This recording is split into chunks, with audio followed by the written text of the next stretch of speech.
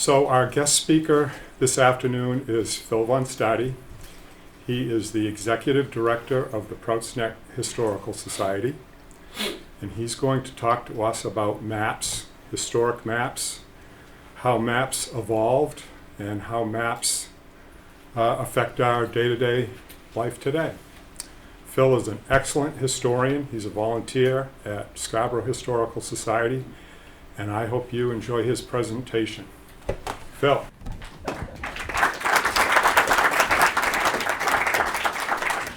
Thank you, Rodney. I assume everybody can hear me. I've been told for many years I have a very good voice, carries well, and I just wanted to start off, of course, this is one of my favorite map quotes. Here there be dragons. Okay, if any of you are familiar with the old sailing charts, this was, of course, the big caution. So I caution. That happened to just be here. I didn't bring that. It was just here. I thought it was kind of a clue. Yes, I've been involved with the Scarborough Historical Society and the Prouts Historical Society for about 10 years now. I am the executive director there, which sounds really important. I'm just the guy that does the work and pulls all this stuff together, and it's great fun. And I have a board and everything. They tell me what they think I should or should not do, and then I do it my way anyway. And we have a lot of fun at Scarborough, though, and I'm sure many of you hopefully been out there to the Scarborough Historical Society and seen some of our stuff. We'll be talking more about that. And I'd like to thank Rodney and Linda McClune and Carlene and Don Taylor, who's I think outside right now, and some of the others who've helped gather some of the wonderful mapping material that you're going to be seeing here today and help me organize it and straighten out some of the dates. And while I'm going through it, I will also ask that if anybody has a question or doubts any of the information on here, please raise your hand and say, by the way, what about this? Because history is always changing. History never sleeps, as we say. And so also I will apologize right up front. You'll see an awful lot of Prouts Neck here. My wife said, you're showing too much Prouts Neck stuff there. They want to see more Scarborough. I said, no, the Prouts Neck one is really good for examples. Obviously, I know Prouts Neck very well. We've got a lot of great examples there. So I hope you'll enjoy that, and forgive me for being a little, too much of the Prouts Neck stuff there. But we've got some good stuff here to look at today, and we'll be covering a lot more than just Prouts Neck and Scarborough. So getting from A to B, that's how we mostly know maps today. With C, I'll talk about that in a minute. Map fascination. How many of you are map lovers? Come on, confess. This is like an AA meeting, all right? If you're not a map lover, please, the door's over there. Antique maps, okay, are really cool. And we're going to take a look at some cool antique maps. Scarborough and Prouts Neck, obviously, and then maps as art, travel, information, and our own historical society collection, and I mean the Scarborough Historical Society. Google and Apple Maps. Okay, I think everyone here probably has used these at one time or another. They're cool. They're even integrated into the car. They even talk to you in the car. And you can say, directions, Scarborough Historical Society. And it will give you directions to the Scarborough Historical Society. It's very cool. However, I do want to warn you that this is Apple Maps, this is Google Maps. And this is coming from our house over to here to Old Orchard. And this one, Apple takes 32 minutes. Google, on the other hand, is only 27 minutes for the same one. And then they also offer all sorts of alternate routes. They also make mistakes on a lot of roads. I've found either the names are wrong or they have you suddenly going down a one-way street. So there are times you have to be a little bit careful, but they're getting better all the time. They're pretty amazing, and they even tell you how long it's going to take, how many miles, how many gallons it's going to cost you, and how much it's going to cost. And this is the C part, the ABC, right? Getting from A to B. This C, that's C for coffee. So another thing that's fascinating I found was that Google Maps was started in 2005, and that was on laptops. He's playing around with the lights right now because unfortunately this room does not have a dimmer. I don't know why, but anyway, we're continue. 2005, 2008 was when they showed up on the iPhone, so just 15 years ago. And yet today, 15 years later, I bet there isn't a person here in this room that isn't addicted to it. I mean, it's almost the only way to get anywhere these days. But remember, not long ago, remember the Texaco maps? Oh my God. How many of you used to have a collection of these? I mean, a collection, right? Somebody still have them in their Yeah, that's better. I love that. Thank you. I have still some friends that actually use those over the other electronic, but that's another story. Why do maps fascinate us, though? These are two wonderful maps. Anybody recognize them? Treasure Island, Lord of the Rings. Okay? Maps just, you look at a map and suddenly the imagination runs wild about all the different places you could go. Somehow we have this physical ability within our own minds to just transport to all these fabulous places. Here's one that's a little bit more real, if you will, and that is the Louisiana Purchase of 1803. What happened after that? Anybody know what big adventure occurred right after that? Lewis and Clark were sent to go explore all this wonderful new territory because this was the only map that existed back then, 1795, by Antoine Soulard. And Antoine Soulard, of course, had covered things pretty well going up the Mississippi, Missouri rivers all this way. But then there's a lot of unknown territory out to the Mar Pacifica. So they knew about the Pacific Ocean, of course, because of sailing ships on that side. But in between, there was a lot of unknown material.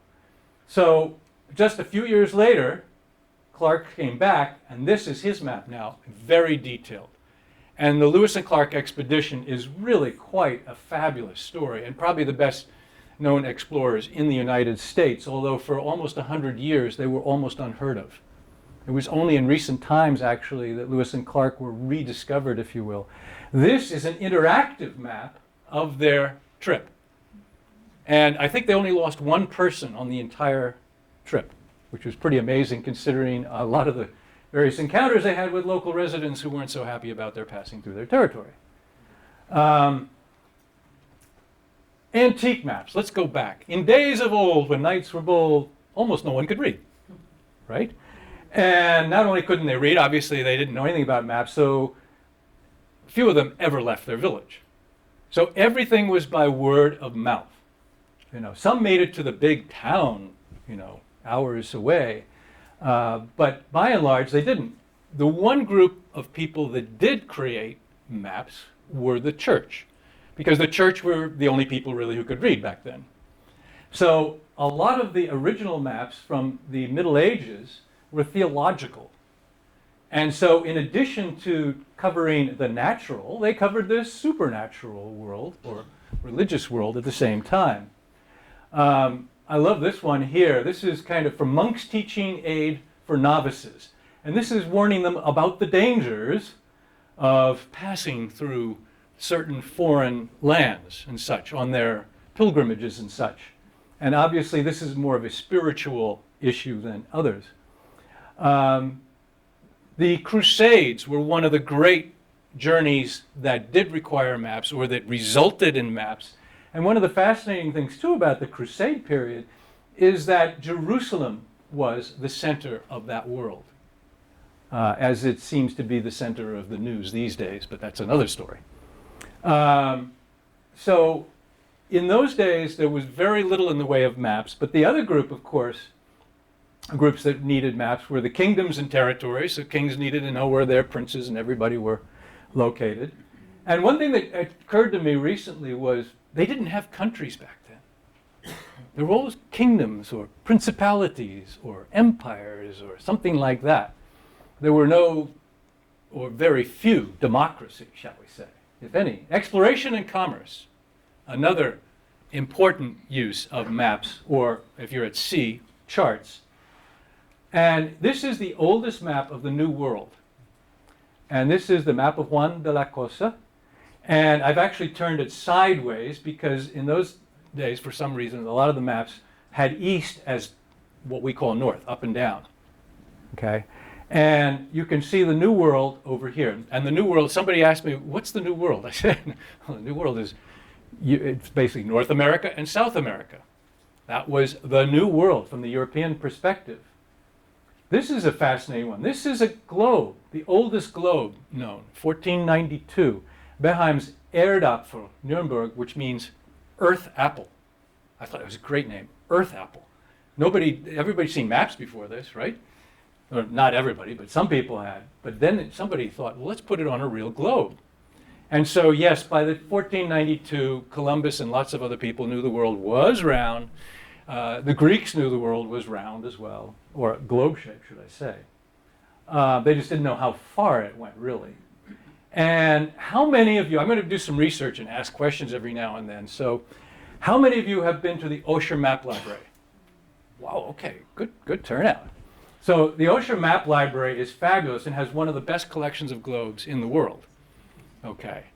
And the map library here is just spectacular. They do a tremendous job. A lot of it's available digitally.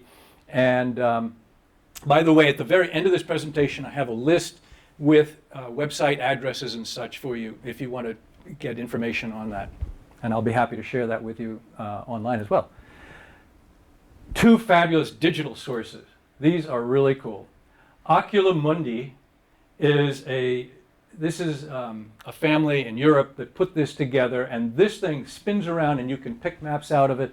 And there are thousands and thousands of antique maps, including this beautiful one from 1578 that shows North America and South America and shows Africa and the whole world in pretty good level of detail.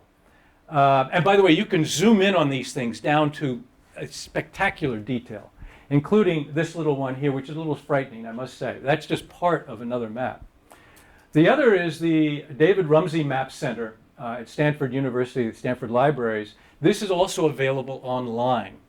And we're going to take a look at some the maps that I grabbed from there. And I'll show you some other fun stuff about this in a minute. 1776. Okay, the United States is just getting started here.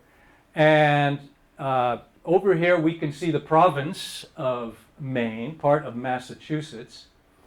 And we want to zoom in. This is again 1776. And it's kind of fun to see that over here, Scarborough is already on the map, so to speak. And notice it's spelled out completely.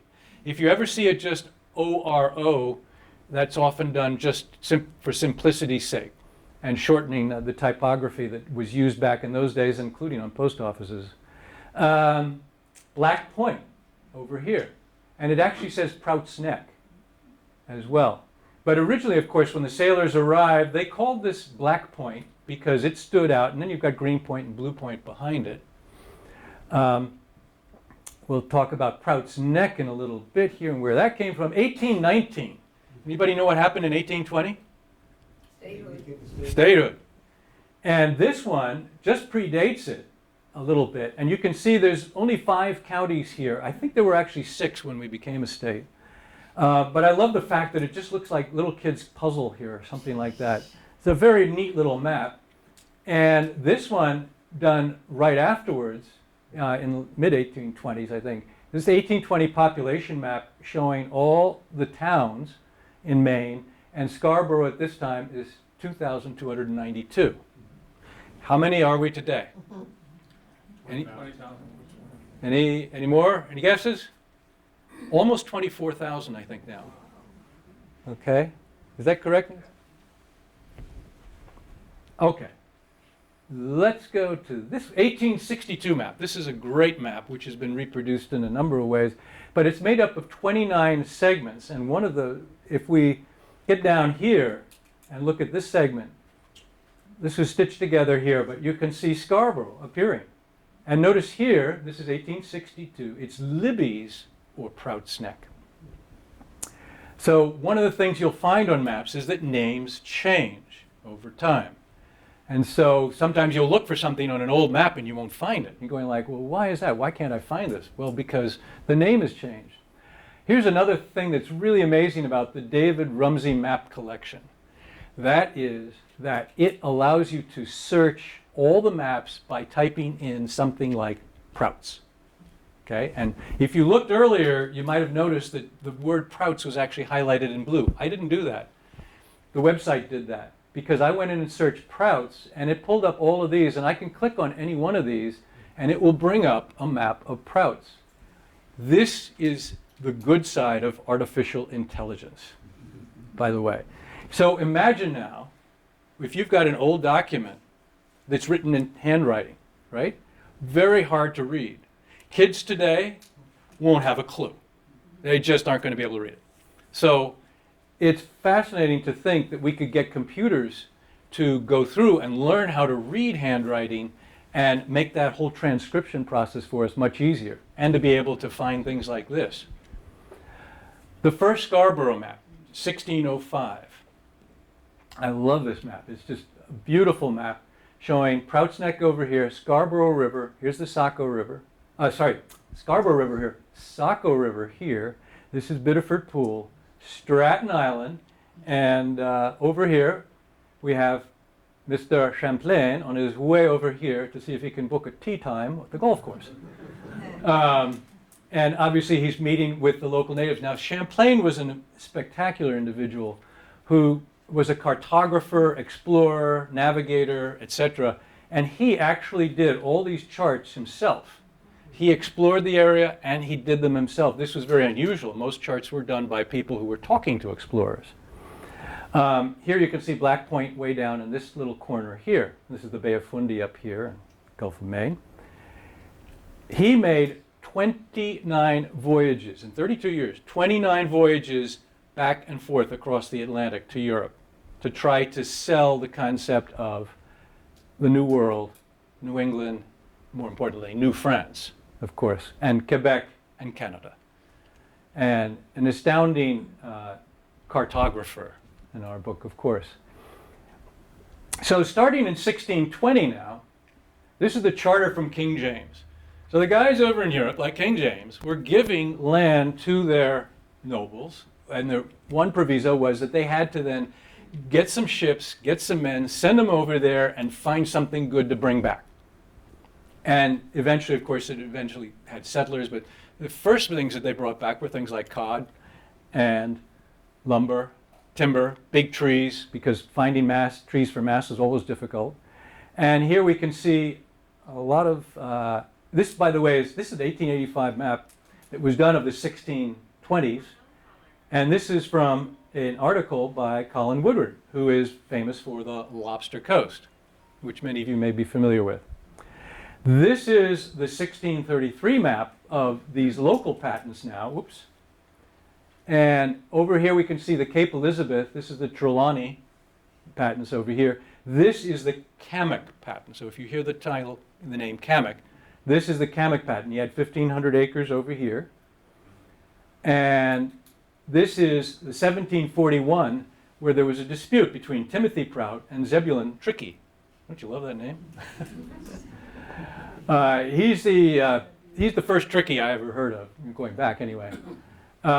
This is a beautiful version of it, and maps would often get redone by copying the old map, adding new information oftentimes, colorizing them, and making them easier to read, of course. And this is a beautiful map which we have sitting, I think, over there. As a matter of fact, if you want to look at it on your way out, by all means do. It's just a gorgeous map, and if we zoom in on it, you notice it says a map of Black Point. In the 1740s, it was still called Black Point, although Mr. Timothy Prout's house is shown over here, Henry Jocelyn over here. This is Ferry Beach, and you can see a little wharf over there for the ferry. And here is the Massacre Pond and the great graves from that massacre. And here's Black Point. This is Prouts Neck, showing up in 1799. So in 1799 on the map, it shows up as Prouts Neck. And notice, by the way, that there is no apostrophe on the S. People ask me about that. This is true in a lot of cases where the apostrophe has been removed. And to this day, people at Prouts Neck, generally speaking, do not add the apostrophe. So it's just fine to leave it off, although in this case it was added on. Here's Prouts Neck and Richmond Island. This is a navigation chart. Therefore, you're going to see rocks shown, which sailors are very interested in. And this is by Lemuel Moody. And he was the one who established the Portland Observatory. Another research question. How many of you have been to the observatory? Been to it? Okay. Marvelous. Those of you who haven't, definitely check it out in the spring. It's closed now, this time of year. But the views from up top are spectacular.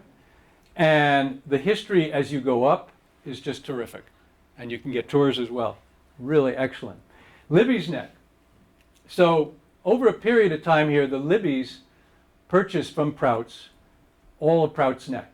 And so for a while, it was known as Libby's or Prouts Neck, 1861. As a matter of fact, by 1871, they actually got the name on the map. But that was a little too late in coming, because in 1879, the Libbys decided that they were going to do something else now at Prouts Neck, because by this time, Mr. Libby had gotten old. All his kids ended up setting up hotels. The trains had come to Maine in the 1840s and 50s, bringing rusticators who came up to vacation. The hotels at Old Orchard were swamped. The Atlantic House and Kirkwood House down here on the other side of Scarborough Beach were doing very well. And the Libbys designed a whole bunch of hotels here. Somebody asked me, when did they start having people stay at the Libby House? And I just recently got, and Rodney, you'll be interested to hear, the other day a gentleman called me up and said, would you be interested in these books? It's actually a ledger of the guests coming to the Libby House in 1848. And I was blown away. It's like, you got to be kidding me. This is the oldest one I've seen. Rodney, is that older than anything you've got? I think so. Yeah. I got to show this to you. I just got it. It's older than the Atlantic House, which was 1850. Right. The Atlantic House we know was 1850, so I was really surprised to see 1848 on here. I thought that they may have been, but I'm surprised at the number of people. You won't believe the number of people that are actually in this book. So in 1879, they got clever and they said, let's get a surveyor in here, and we're going to lay out lots here, and we're going to sell them to these people who are staying at the hotels who might like to build little cottages. And so they did. And they subdivided the neck. Remember though, the neck, a lot of it was kind of marsh, woods, swamp, springs, and then there were the fields over here. This is separate. But the Winslow Homer family, okay, they started over here in 1882-83 and bought a couple of pieces of land, and then liked it so much they decided to buy some more. They actually rented out cottages. They bought some of the land on spec, as it were.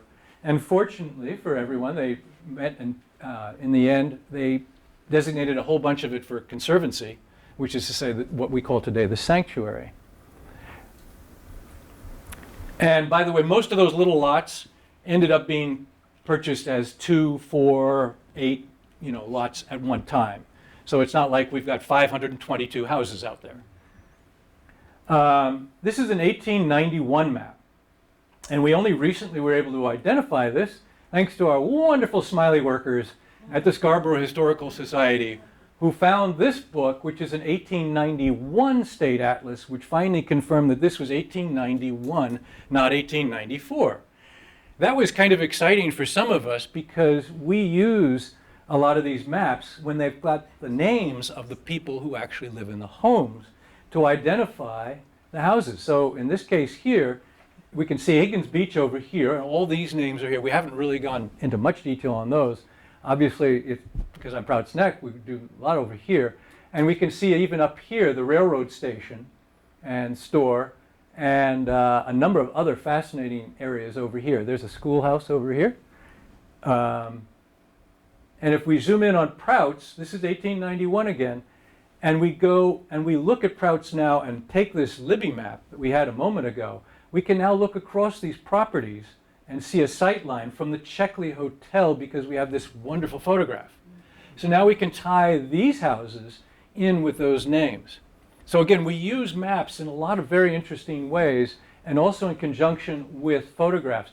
By the way, this is the Black Point Inn over here, obviously taken from the Checkley. This is the Jocelyn Hotel, which burned down in 1909. And the water tower came down in 1991, but was very important to the development of Prouts, and that was put in by Ira Foss, who owned the Checkley Hotel here and was a brilliant guy, so beloved in this community. And I think we have one of the ancestors sitting in here today. Thanks, Peter. And maps as art. So let's take a look at maps as art now. Maps as art. this is a wonderful map here, which was 1975, a bicentennial project for the Friends of the Scarborough Library in 1975. And our friend Yvonne Dixon went and took this and has annotated it with all sorts of historical facts on it. And this in itself is a wonderful piece of art. As you saw, my friend there, Chip, has got it framed and hanging in his house. Here's another research question. You may have to think a bit about this. How many of you have got a map anywhere in your house framed? A framed map anywhere in your house? All right. Yeah. Okay. A lot of people. People like to have maps. There's just something fascinating. You can look at them and go into the details and see stuff you've never seen before. This is Yvonne Dixon, and at the St. James Memorial Garden. And Yvonne is with us today. Yvonne, just stand up for 1 second. Just stand up and turn around. Because Yvonne was responsible for that other map. This is a fabulous map here this is the St. James Memorial Garden. Okay, St. James Church. This is the Memorial Garden, which she has illustrated beautifully on here. And this is a map which is sitting, where is that one? Now, we've got a black and white version of it up here, if you'd like to look at that in detail later on. This is a lovely color version of it with additional anecdotes, all sorts of history. And Yvonne did this in 1976 and updated it a number of times. This is, in my book, one of the most beautiful maps that we've got. I mean, it's just a spectacular map. And I think there were almost 300 copies of this distributed over a number of years, have been sold and distributed to people. So if you can find a copy of it, it is just a beauty. Yvonne actually would go through and went around and took drawings of every house and then added her lovely little illustrations, all sorts of anecdotes that occurred, including some that occurred damaged by a fire after 1976.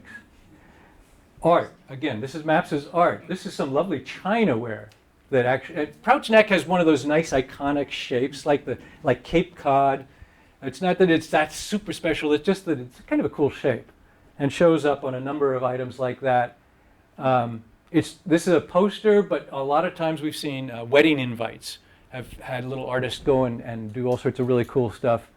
And this is kind of a fun one where this is a friend of ours who actually turned them into hook rugs. Okay, and most people in the rest of the world would say, "What the heck's that?" But of course, anybody from around here would say, "Oh, that's cool." And these are some wooden ones by Benoit's Design, Casco Bay, and Prouts Neck over here in Richmond, and Sugarloaf. Okay, does anybody have any of these wooden maps? I'm curious, just curious again. No? Okay, they're actually quite lovely. I don't have one either, but they are very nice. Aerial views. This one blows my mind. Okay, this is 1690, okay? And I'm kind of wondering, how the heck did they get up to take that picture? They hadn't got hot air balloons at that stage. I think the artist was just incredibly creative and able to develop a sense of perspective somehow or other, that they could do this angle here. This is Stade, by the way. My name is von Stade, and this is the old family town, yeah, which is now Germany. At the time that my forefathers came here in 1848, it was actually Danish, so I can say I'm Danish or German. Anyway, it's a very cool aerial view, but by the 1800s, especially after the Civil War, where balloons were used quite a bit for observation, balloon views were really popular throughout the United States. And there's a lot of wonderful ones of Portland and Casco Bay and other places, but obviously we've got Biddeford here, Saco River, Old Orchard, Prouts Neck, Stratton Island, a very fun balloon view. This is an aerial view that was taken, anybody know what's special about the date on this? 10 days before World War II. So this is the last day. The laundry is actually hanging out in this picture, and this was one of the last days that laundry hung at the Checkley. Because after World War II started, this was very heavily used by Canadians. They stopped coming here. And it fell to ruin, basically, and then was torn down around 1943 or 44. Still not sure. And you can see the big field here, Scarborough Beach in the back, Western Beach here, Massacre Pond here, the marsh over here, and then way in the distance you can actually see Portland. Very cool, and Higgins Beach, of course, way over there. All right, very cool picture, which we then replicated 80 years later. I went up with a friend in an airplane, and we replicated the same thing, and you can see that things have changed a little bit. Notice that field especially has changed quite a lot. So aerial views today are taken by airplanes and, of course, by satellite. Oh, here's a great one of Higgins Beach, 1950. Rodney, help me. That the breakers? That's the breakers. At the breakers.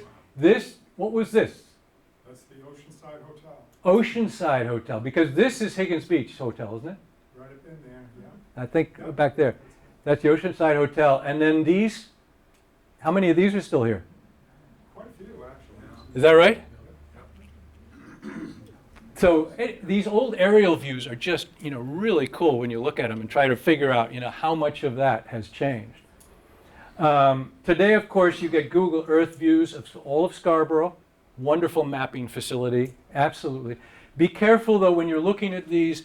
The satellite may say 2023, but a lot of the pictures are actually from maybe 2019, and sometimes even earlier. So sometimes you'll see a lot of information is out of date on them. Transportation, of course, is one of the key uses of maps. Here we've got an 1890 railroad, 1905 trolley lines. This is fun. This is the trolley line going all along Route 1 here, and you've got Old Orchard Beach down here, and here's Prouts Neck. At one stage, by the way, there was rumors of putting a trolley line down Black Point Road all the way to Prouts Neck. And over to here to the Cape, what was the Cape Casino? Am I reading that right? What was it called? Cape Cottage. The Cape Cottage Casino. So casinos were not for gambling. They were for dancing, drinking, having a good time, playing horseshoes, and hanging out by the ocean. But by the 1920s, apparently, when the trolleys basically were put out of business by automobiles, these actually started to disappear and fall into ruin. The auto routes, of course, the maps for automobiles were key, and by the 1920s, they had put out of business the trolleys and lots of other things, and totally changed the way we live. Here's one just for yacht racing. Out here, maps for information.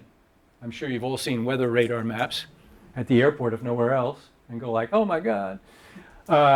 This is a fun one. Now, I don't know if Linda or somebody else here can help me with this, but this is cemeteries in Scarborough, and there's an awful lot of them. As you can see, you may be familiar with Dunstan and Black Point, but there's a whole lot of cemeteries. I think there's over 50, as I recall. And one of the fun things is that you can see all these little red triangles are cemeteries, and you can see on each one of them then, based on the number here, the number of stones that exist in that cemetery. So sometimes it's only 1 or 4 or 15. And these were family cemeteries in many cases, because obviously in the 1700s and 1800s, they didn't want to have to travel all the way to a cemetery somewhere when they could just had plenty of room out in the back 40 for grandma. And here's a fun one. That we came across, and I think this is in one of Rodney's books, actually, and we decided this was 1940, I think. Right. This is about 1940, and you may know that there was recently a thing in the voting about schools, trying to consolidate the 3 elementary schools, right? These are all elementary schools and middle schools. This is the high school, and all the other elementary schools all around Scarborough. So this is Black Point, which is kind of a fun one, right down here on Black Point Road. This is right below the fire station. There's now a private house there that you'll see, and that was apparently the schoolhouse, which has been turned and faces the road a little bit. But a number of people that we know actually went to the Black Point. Didn't Linda, did your mother teach there or something? Yes, she did. Your mother taught there, right? 1934. In 1934. All right. We've got another one over here. Where'd it go? Oh, Beach Rib. This is Beach Hill over here. And Rodney asked me not to get confused because this is Beach Hill, and as we'll hear later on, there's another one called Beach Ridge, and Beach Ridge is up here, and that's the schoolhouse which we are renovating now. The Scarborough Historical Society is renovating. So just a fascinating look at how we can map where all the schools are and how those have changed over time. This is a wonderful historical points of interest map that was done for the 350th celebration of Scarborough's founding or chartering in 1658. Okay, and this was done in 2007 for the 2008 350th, and there's all kinds of fabulous history, including the discovery in 1959 of a woolly mammoth tusk. Okay, and if we zoom in, you'll see all sorts of history here, famous shipwrecks, Pleasant, John Stratton, early settlers harvest marchgrass, tons of history here. 19 settlers ambushed, killed by Indians, 1713. We now know, again, history keeps getting corrected, that that should have been 1703. And for those of us who've really looked at that period, you'd understand it's a whole story in itself about why, what was going on in 1703. Because as many of you may know, in 1690, all the settlers from Maine left, because the local inhabitants and the French decided that was a good idea. Scarborough GIS. Has anybody here been on the Scarborough Geographic Information System? We've got a couple of geeks. Okay, yeah. Techies all. All right. This is a really interesting website to go on to, and again, the link for it is in the end of here, and I'm just going to go and show you some of the cool stuff you can look at on here. If you go there, you can zoom in.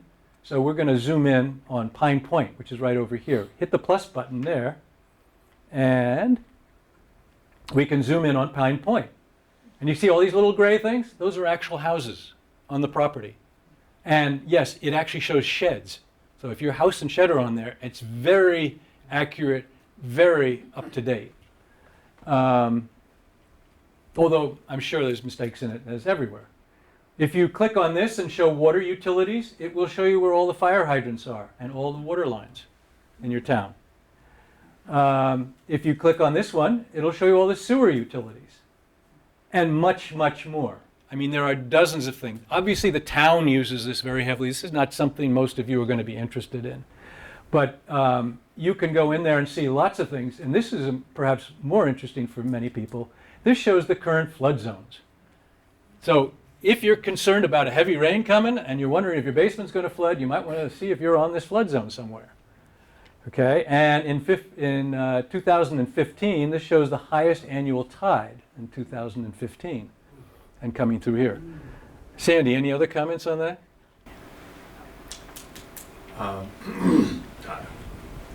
Yes, there's the new floodplain Yeah. that is not currently being enforced is also on there. You can compare to see what the new FEMA floodplain is going to look like and how it's going to impact front property and floodplain. So it's going to have an insurance impact.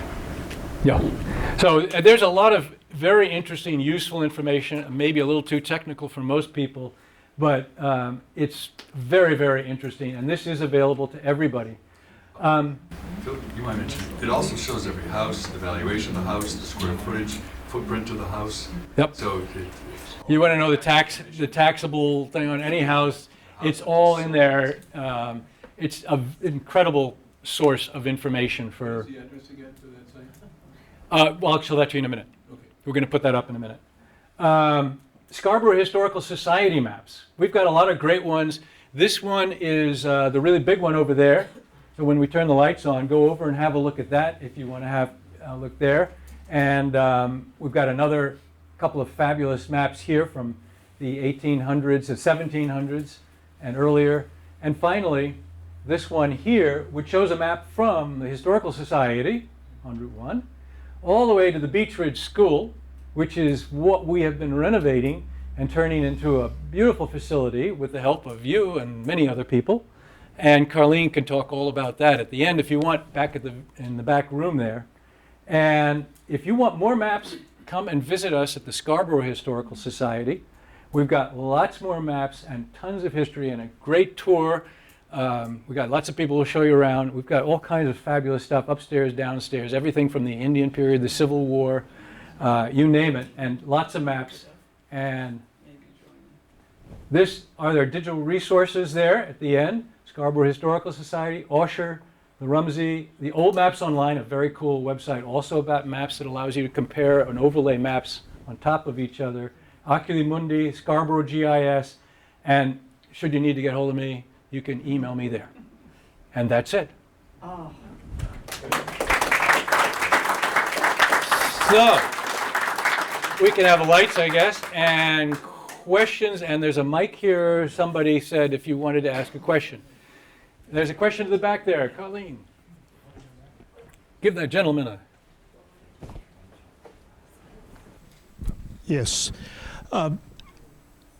It's interesting that we were digging a basement for our house on Pine, or just off Pine Point Road, and I ran into a shell, what looked like a shell midden. Is there any information about Indian shell middens? Rodney? There is some about shell middens, but I think I've seen something somewhere, but I don't know much about it, other than that there were an awful lot over by Winnick's Neck, right? I think Winnick's Neck was an absolute goldmine of middens.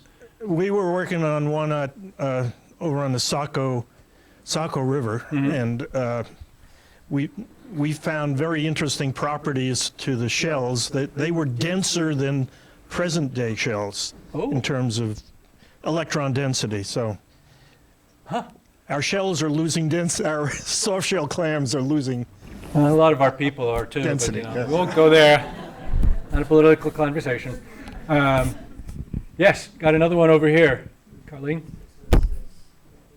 I'm wondering if the Scarborough Historical Society has a copy of the 1605 Champlain map, or whether the Osher Map Library does, or the Portland History Room of the Portland Public Library. Many people have copies of the map because it was published in Europe, and those copies, I don't know how far back the copies go, whether any of them are first edition copies from the 1605 period, although the 1605 map itself I don't think was printed until probably 1610 or something like that. So where would the original be extant of that? Someplace? The original, I'm not sure the original would be extant at all. A lot of these were made for use in Europe to sell to the monarch and the other people around, so they made multiple copies of it right away. And I don't know that the original drawing would be there. You know, to that point, it's interesting because that 1879 map, the survey map of Prouts Neck that was done, it's a very simple little map about this big. And one day I was moving some stuff at the Scarborough Historical Society. Literally, I was moving one of these coat racks that has a place up top for the hats and everything. I moved like that. This thing came down and hit me on the head. What the heck is that? And I look, and it's a roll. I unroll it, and to your point, there was the original drawing that was done for that survey, with all the surveyor's pencil marks and everything all over it. And that is at the Scarborough Historical Library in that long drawers that you just saw, if you want to come have a look at an original piece. I think we have a few other original pieces like that too. In the back, if you could pass them the mic. I can project pretty well, but so I think is it on? Yeah. Three-part question, following a little bit on the first question. So has anyone ever attempted to do a map of the indigenous territory of the town as it was basically at the time of first contact? Because, so many roads and, features in towns and stuff obviously often take on the Indian trails, that already had been kind of the Indian tracks and things like that. So I didn't know whether there had been any attempt to do that. And so before you answer that, I was curious about whether the boundaries of Scarborough have ever changed since the original sort of colonial era. I don't know if there had been any disputes. Obviously, Zebulon was fighting with Timothy, so I don't know if there were other boundary disputes between the other towns around it. And I guess Scarborough is like the largest town in Maine that isn't a city, so I don't know if there were battles with trying to make sure. And then whatever happened to Zebulon? Did we know, was he a neighbor and a butter? Did he disappear after that, after he lost? Now that was, I'm not sure, those were the three questions. Okay, Zebulon was the third, okay. Now the first question, now I forgot. Native American map. Thank you, Native American map. I don't think we do. And I've always been fascinated by the fact that to get from where we live to Route 1, we go over the marsh 3 times. And obviously the settlers in those days and the indigenous people didn't go over the marsh 3 times. They had ways to go via land, and the land route is actually very circuitous. Kind of goes around Pleasant Hill and around that area, I guess. And it's kind of much, much longer. That's why everybody went along the water, and that's why the ferry over to, at Ferry Beach, over to Pine Point was very important. Likewise at Spurwink River, Bowdoin had a wonderful ferry there for many generations, actually. So it would be fascinating to see, and I don't know of anybody that's done any research on that. They've done research on the Wabanaki groups, and there's all sorts of maps about where they were and everything, but as you saw, they're very tribal, they were very mobile, so there was a lot of movement, but to the talk about the paths and everything, that is fascinating. And Payne Road, of course, was a land route, which was then later supplanted, if you will, by a paid, what do you call it, a paid highway? Turnpike. A turnpike.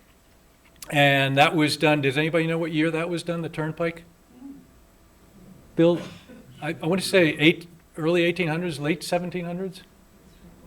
Anyway, it's a fascinating thing to think about the way they go, and I've often wondered that. There were a number of Indian attacks and such. One of the reasons that Prouts Neck and Richmond Island were popular places for settlers to go was they were relatively protected, from land and from water. It was easier to, keep an eye out. Zebulon, by the way, wasn't somebody doing some research on Zebulon recently? There was Zebulon who? That different Zebulon. That was a different Zebulon. So Zebulon Tricky, though, I don't know what became of him. And what was the other? Just if the town's boundaries have changed over the years. Yes, they have slightly changed. Saco and Gorham, lots of changes. Lots of changes over time. Several. Saco and Gorham and... Salt Annex, relined. Right. So there have been some changes there, but nothing really dramatic, I don't think. Nothing major. Another question. Back room. So Pine Point was sort of a delta, and with a river exiting between Scarborough and Old Orchard, Right. I think. But my question is, does anyone know whether that outlet of, because the current outlet of the Scarborough River is there, but the other outlet was sort of behind the, now, I guess it's the old snow canning on the south side of Route 9, which is sort of now isolated from the Scarborough River, and it used to have an outlet to the ocean, and now that whole place has become rather pondy, very pondy, and it doesn't get a lot of flushing with the tides. So I'm just wondering whether we know more about exactly where that outlet was. It actually at the boundary between Scarborough and Old Orchard? Rodney? I've never seen anything other than certainly the one snaky thing coming down, even in some of the early maps that we've got. So I'm not sure if it wasn't always just kind of a pondy, marshy area that just didn't quite work for the river because it was solid enough. I do know after they built the jetty, that suddenly a lot of land appeared on Pillsbury shores, which didn't exist before. And that also affected then other things too, like the water used to come right up to the Black Point Inn. Where the Black Point Inn is, there was actually Wiggins, Mr. Wiggins had a little shack there where he sold all kinds of stuff and called it the Hotel de Wiggins. He wore a big hat and a crazy guy in the early 1900s, and you can see the water is right behind his little shack. It comes right up to there. And that was impacted by the building of that breakwater.